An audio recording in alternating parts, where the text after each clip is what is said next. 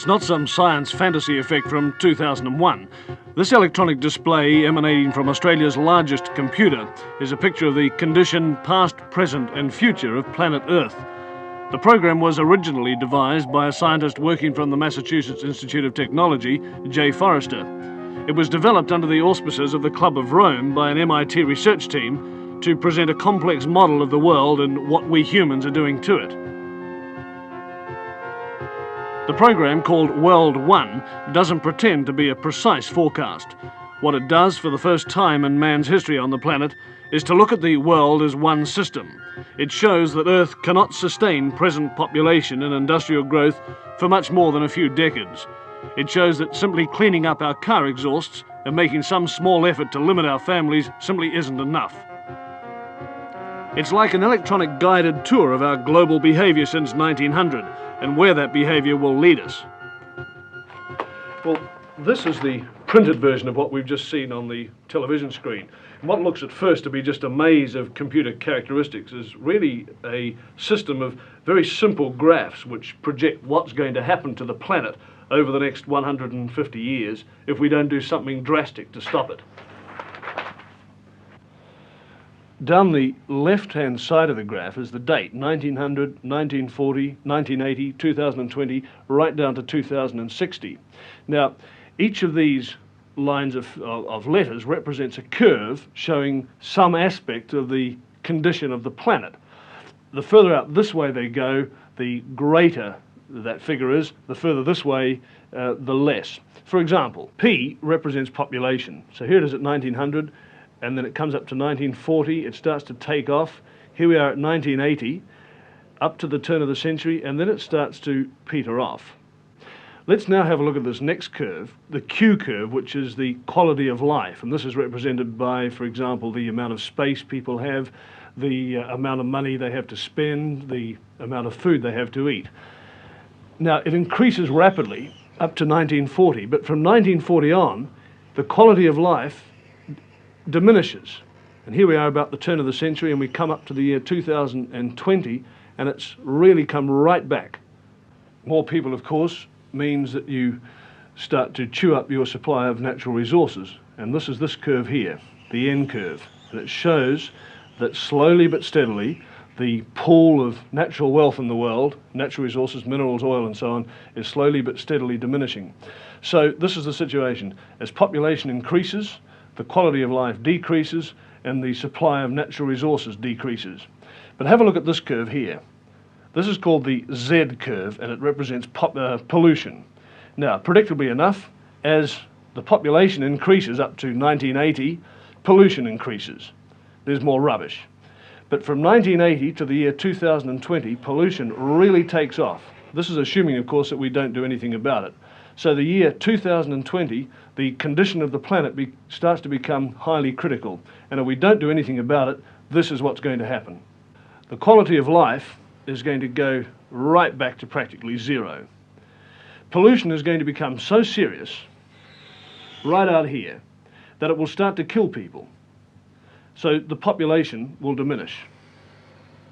Right back here, less than it was in the year 1900. And at this stage, around about the year 2040, 2050, civilized life as we know it on this planet will cease to exist. Well, hopefully, of course, it won't be allowed to happen. But it's taken this kind of shock treatment to nudge governments into doing something, and slowly we are. We're starting to clean up our atmosphere. We're starting to recycle our rubbish. We're doing something positive about population control. But so far, our efforts have really been just a drop in the ocean. The Club of Rome comprises some 70 men of widely varying backgrounds, but their common concern is that the world problems cannot be solved by individual nations. I spoke with Professor Hugo Tiemann, director of the Battelle Institute, Geneva, Dr. Aurelio Pache, founder of the club, and Dr. Alexander King, director of the World Bank and the United Nations OECD. Dr. King, now you're describing the world as a closed system where all these things are interrelated, and yet the government, the control of the system is by individual nation states. Now, how do you convince them to cooperate? The sovereignty of these nations is no longer as absolute as it was. There's a gradual diminishing, whittling away of sovereignty, little bit by little bit. Especially, of course, in the smaller countries where it's more obvious. But the bigger countries have to do a good deal of this by agreeing to international arrangements for the law of the seas, or for the limits of fishing, or for control of the wavelengths in radio, and 101 other things.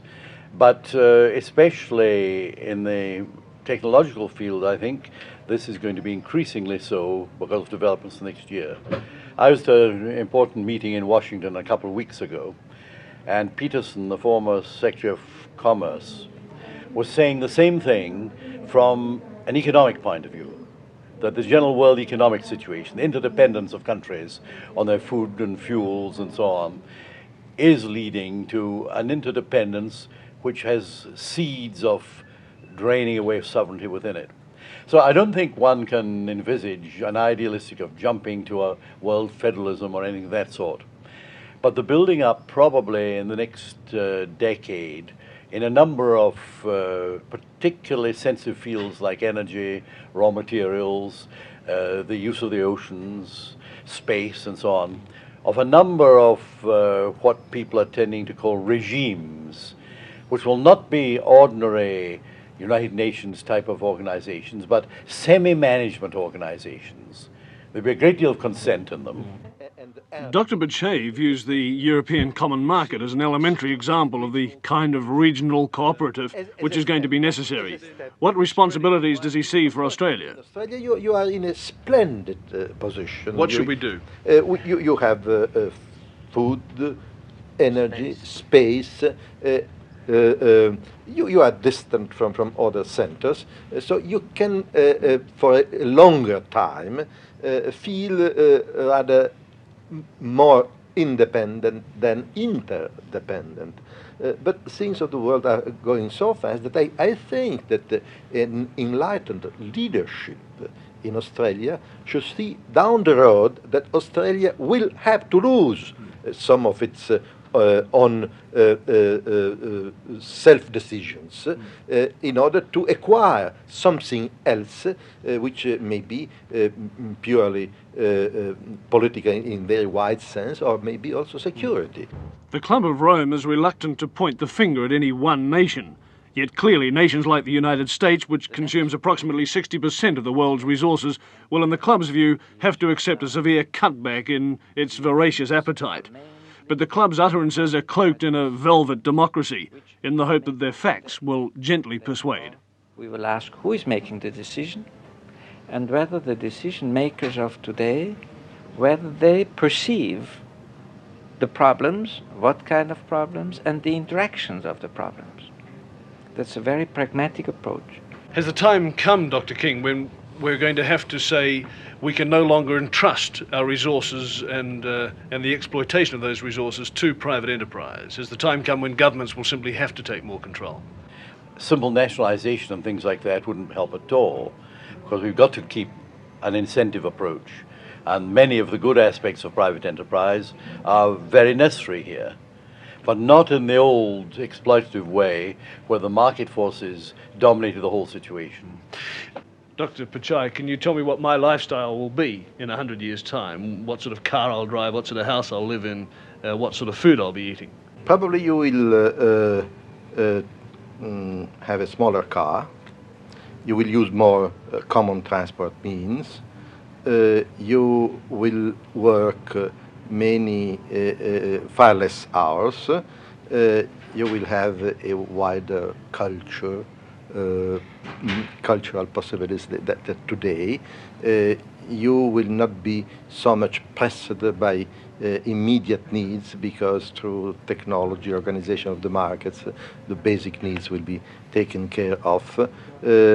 And I think that you will love nature and continue then what I think you are doing now to protect our environment, to avoid this man-made world where the creatures of nature, the animals, the plants, the green spaces, the wildernesses are bound to disappear. To the Club of Rome, the status symbols of the year 2000 will be the inverse of today's. Prestige will stem from low consumption.